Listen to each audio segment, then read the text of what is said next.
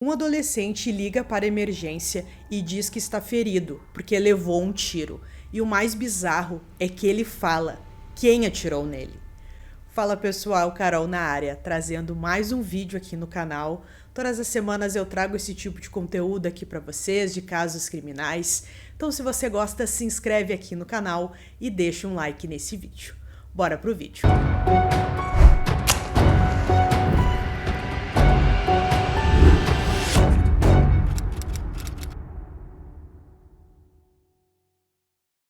Jonathan Hoffman foi descrito como um garoto muito divertido, com uma energia contagiante, que adorava contar piadas. Ele era o filho mais velho de Michael e Jennifer, e tinha uma irmã mais nova chamada Jessica. Eles moravam no Michigan e, embora Michael e Jennifer fossem divorciados, permaneceram próximos pelos filhos. Em algum momento, os dois decidiram se mudar para o Arizona. Mesmo separados, os dois queriam ficar perto dos filhos, então decidiram começar uma nova vida em um novo estado. Cada um com a sua, mas mesmo assim próximos. Mas quando chegaram, a família recebeu uma notícia devastadora. A pequena Jessie foi diagnosticada com um tumor cerebral. Como acontece com qualquer família que recebe uma notícia dessas, tudo mudou a partir desse momento. Jennifer passava praticamente todas as horas do dia no hospital com a filha durante o mês em que ela esteve em tratamento. E Jonathan teve que se virar sozinho para se adaptar a uma vida em um estado completamente novo. E ele não se adaptou. Sentia falta dos amigos de Michigan. Sentia falta da vida que lhe dava segurança. E antes um adolescente que realmente se beneficiava de amizades próximas e agora se via passando cada vez mais tempo sozinho. Então seus pais chegaram a uma decisão. O Jonathan voltaria para o Michigan e iria morar com sua avó materna, chamada Sandra. A Sandra morava no Michigan, mas em outra cidade, então o Jonathan estaria mais próximo ali dos seus amigos e ele poderia completar o seu último ano na escola. Eles pensaram que seria mais fácil para Jonathan dessa forma. Depois de algumas conversas e o jovem aceitar ficar longe dos pais e da irmã, ele se mudou para o apartamento de Sandra e seu marido Fred, no condomínio Maple Palace Villas, em um subúrbio tranquilo em Detroit. Sua avó morava em outra cidade no Michigan e com isso ele se matriculou numa nova escola. Uma escola diferente da qual havia estudado anteriormente. Mesmo numa escola diferente, ele ainda podia ficar perto de seus amigos, enquanto Michael e Jennifer poderiam se concentrar em ajudar Jessie a se recuperar. Sandra sempre foi uma avó dedicada, então não havia motivos para pensar que Jonathan não estaria seguro com ela. Felizmente, Jessie se recuperou, mas a essa altura, a vida da família já havia tomado rumos muito diferentes. Jonathan não era mais o mesmo adolescente que havia deixado Michigan. Seus amigos ainda reconheciam o garoto engraçado e tranquilo de sempre, mas havia sinais de que ele estava passando por dificuldades. Ele estava diferente. Jonathan logo começou a experimentar drogas, e não demorou muito para que essas experiências o colocassem em contato com a polícia. Em certo momento, ele teve uma reação adversa a algo chamado de cogumelos mágicos, e ficou tão assustado que chamou a polícia. Depois, pareceu arrependido, pedindo desculpas aos pais e até mesmo publicando sobre o ocorrido nas redes sociais.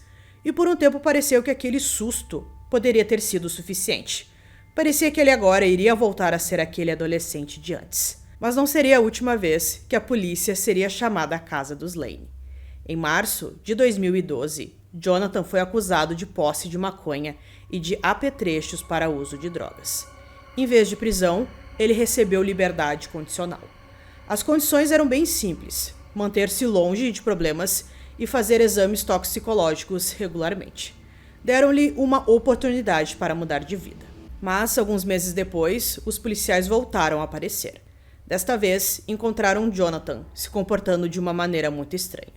A situação ficou tão tensa que quase resultou em agressão física, antes dos policiais conseguirem acalmar os ânimos. Apesar disso, e apesar dele estar cumprindo uma pena com condições de liberdade condicional rigorosas, quando esse segundo incidente aconteceu, ninguém foi preso. Embora parecesse que sua vida estava definitivamente saindo do controle, Jonathan não era a única pessoa cuja vida parecia estar mudando. Sua avó Sandra descreveu posteriormente a sensação de estar sobrecarregada, não apenas pela responsabilidade de criar um jovem de 17 anos que lhe estava lhe dando muitos problemas, mas também por ter que lidar com o comportamento do neto, que piorava a cada dia. Segundo ela pediu diversas vezes a Jennifer que o levasse de volta. Ela queria Jonathan de volta ao Arizona, percebendo que não tinha mais condições de cuidar do garoto, mas ela disse que seu pedido foi ignorado. Ela alegou várias vezes que o comportamento do neto era complicado e que ele faltava com respeito a ela. Mas Jennifer contestou a versão de sua mãe posteriormente. De qualquer forma, o que não resta dúvidas é que o relacionamento dentro da casa definitivamente havia chegado a um ponto de ruptura. Então aconteceu algo que na época ninguém mais sabia. Em abril de 2012, Sandra comprou secretamente uma arma de fogo. Ela não parou por aí. Ela também comprou munição e um carregador rápido, fez aulas de tiro e praticava regularmente em um estande de tiro. Seu marido, Fred, ao que tudo indica, não sabia de nada. No dia 18 de maio, Jonathan tinha uma consulta marcada para um exame toxicológico de rotina, relacionado à sua liberdade condicional. Sandra o levou de carro até a consulta, mas as coisas não saíram bem. O resultado do teste foi positivo para a maconha sintética. Ele foi orientado a retornar no final da tarde para um segundo teste. Quando finalmente voltaram para casa, após esse segundo teste, pouco depois das 4h30, o clima entre a avó e o neto estava tenso. Sandra então teve um comportamento suspeito. Ela simplesmente pediu que o marido, o Fred, levasse o cachorro da família para passear. Um pouco depois, às 5h27, os atendentes de emergência do condado de Oakland receberam uma ligação. Acabei de levar um tiro. O atendente perguntou quem havia atirado nele, e a pessoa que estava do outro lado da linha disse: minha avó. Jonathan disse ao operador que havia sido baleado no peito e que tinha certeza de que iria morrer. Na gravação é possível ouvi-lo ofegante e lutando para respirar, enquanto tentava responder às perguntas. Então tudo ficou em silêncio. Por alguns segundos, o atendente não fazia ideia do que estava acontecendo dentro daquela casa. E então, mais tiros foram ouvidos. Em seguida, Jonathan disse novamente: levei um tiro. Outro tiro. Por favor, me ajudem. Perto do final da gravação, ouve-se Sandra gritando: solta, como se ele a tivesse agarrado ou agarrado a arma em seus últimos momentos, embora isso nunca tenha sido confirmado. A polícia, então, foi enviada para a casa e eles chegaram alguns minutos depois do tiroteio. Quando a polícia chegou, Sandra abriu a porta, ainda segurando a arma, e contou: eu assassinei meu neto. Ao entrarem na casa, eles encontraram Jonathan caído no chão. Eles não puderam fazer nada, pois o adolescente já estava morto. A autópsia revelou que Jonathan foi baleado 3 vezes no peito, uma vez no abdômen e uma vez no braço esquerdo. A partir desse momento, a investigação deixou de ser sobre identificar o atirador. Com a confissão de Sandra, a verdadeira questão que os detetives precisavam responder era: por quê? Será que uma avó assustada de 75 anos precisou agir em legítima defesa? Ou teria acontecido algo a mais dentro daquela casa? Essas foram as primeiras perguntas que surgiram para os detetives. Nos meses seguintes, os promotores começaram a reconstituir as ações de Sandra, uma decisão de cada vez. Eles precisavam entender o que levou uma avó a matar o próprio neto. As provas forenses demonstravam que Sandra apertou o gatilho 10 vezes, atingindo Jonathan várias vezes.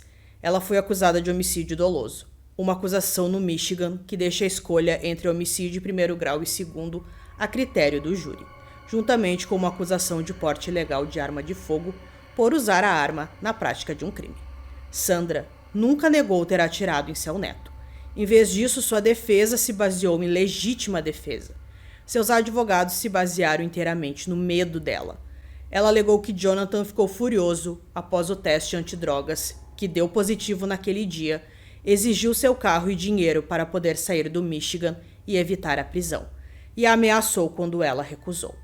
Sandra contou ao júri que então desceu as escadas, pegou a pistola carregada e voltou para o andar de cima, na esperança de que seu neto ficasse com medo da arma e acabasse desistindo daquela ideia. No depoimento, ela chorou e se balançou na cadeira, enquanto contava como havia subido ao quarto dele e como as coisas saíram do controle a partir daí. Ela então alegou que Jonathan a chutou quando ela o confrontou, deixando-a apavorada, com a possibilidade dele machucá-la ainda mais. Naquele momento, ela não viu outra opção, ao não ser usar a arma. Os promotores não acreditaram nessa versão apresentada por ela. Eles salientaram que Jonathan foi encontrado vestindo apenas um calção e meias, dificilmente vestido como alguém que supostamente se preparava para fugir do estado. Nenhuma mala havia sido arrumada e ele também tinha combinado de se encontrar com um amigo mais tarde naquela noite. Nada apontava para uma fuga. Os policiais também observaram que Sandra não apresentava ferimentos visíveis que condiziam com uma luta violenta que ela havia descrito. Ela não tinha nenhuma marca do suposto chute. Os promotores então contestaram a ideia de que a maconha sintética estivesse afetando o comportamento do Jonathan naquela noite, já que, embora uma substância ligada à maconha sintética tenha sido posteriormente encontrada em sua urina, nenhuma foi encontrada em seu sangue, o que significa que não havia evidências de que ele estivesse sob o efeito da droga durante o tiroteio. Em seguida, pediram aos jurados que analisassem as provas como um todo, em vez de em momentos isolados. Comprar uma arma, por si só, não provava um assassinato, por exemplo. Aulas de tiro também não. Nem pedir ao marido que levasse o cachorro para passear. Mas os promotores argumentaram que quando essas decisões são somadas, elas definitivamente pintam um quadro muito diferente de alguém agindo em legítima defesa. Os promotores disseram que ela teve um tempo ali, pensou, desceu as escadas, pegou a arma, subiu e depois atirou no neto.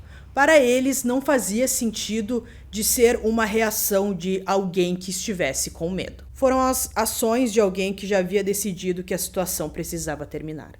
Jennifer Hoffman, mãe de Jonathan e filha de Sandra, concordou com a acusação.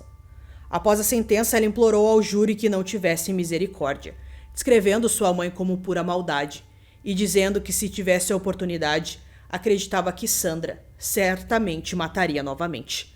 Fora do tribunal, Jennifer também chamou sua mãe de uma narcisista completa e disse que gostaria de ter percebido o quão má ela era, antes de deixar Jonathan sob seus cuidados. O pai de Jonathan foi igualmente direto, dizendo ao tribunal que Sandra partiu para cima de seu filho. Em 19 de março de 2013, o júri considerou Sandra Lane culpada de homicídio em segundo grau e de porte ilegal de arma de fogo.